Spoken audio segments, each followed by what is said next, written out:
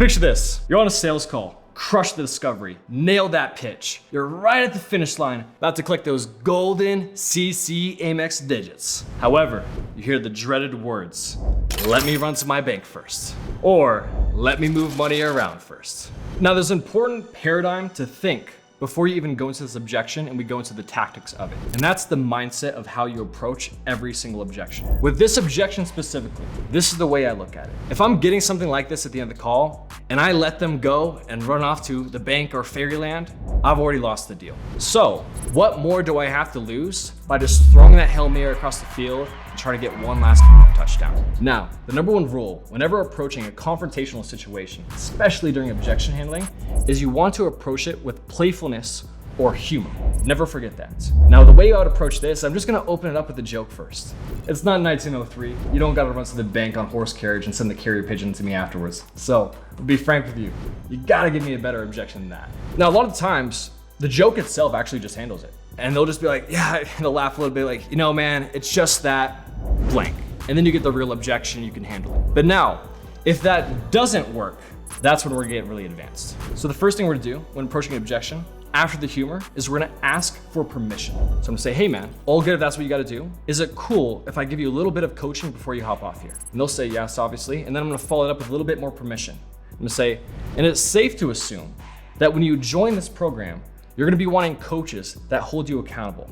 Coaches that don't let you allow you to move forward with limiting beliefs or paradigms or behaviors that are preventing you from success. Okay, so is it cool if I start that coaching process now? Because frankly, if I viewed it as, well, you didn't pay me yet, so I'm not gonna give you any coaching to your success, we'd be kind of assholes. So is it all right with you if I start that process right now on this call? And now that we have permission, now we can go in. I'll open up with this. Here's the thing, dude. You know, as well as I know, you don't need to run to your bank. And for us to both just sit here and lie to ourselves and be in this weird role play dynamic, we're gonna one, hop off, not feeling good about each other, but then two, know that we weren't reaching our full potential.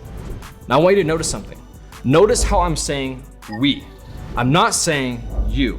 If you do this in objection and you say you, what that's gonna lead to is confrontation, which is gonna lead to sales resistance, and you're not gonna be able to change anyone's belief or get your point across. So whenever you're addressing a bad behavior on a sales call, you need to include them as we. You're in this with them. Now back to the framework. So whether you join us or not, man, the number one trait we want to practice is honesty. Honesty is the number one trait that will have you be successful in your personal relationships, in your romantic relationships, and your business career, as well as personal dynamics all around.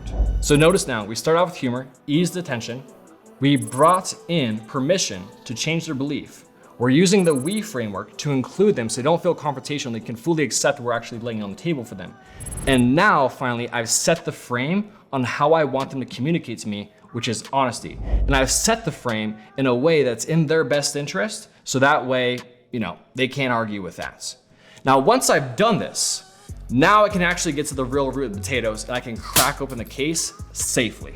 And here's how we do it. So I want to give you a safe space, man. Open this up for you right now and just tell me what's really going on.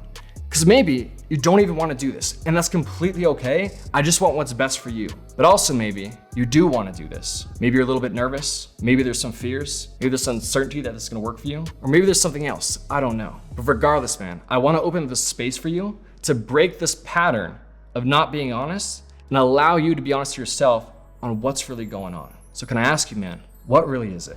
And here, you'll actually get the real root potatoes, whether again, it's uncertainty, fear, nerves, whatever it may be, you'll get to that. And you can actually handle that moving forward because now we've broken the smoke screen and we've gotten to the real objection. So I want you to think of it like this. Anytime you get an objection on a call, you don't know where to go with it, you don't understand, am I supposed to address that objection or not? If you're asking yourself that, it's probably a smoke screen and it's not the real thing. And I just want you to use that 4-step system that I've used to break any objection moving forward that's a smokescreen and get to the real root cause of things. I hope this helped. Go use this weapon on your next sales call. Talk to you soon. Real quick, B-roll tempo coming in here, post-edit production. That's just how I handle one of these objections. However, I know there is a magnitude of objections out there.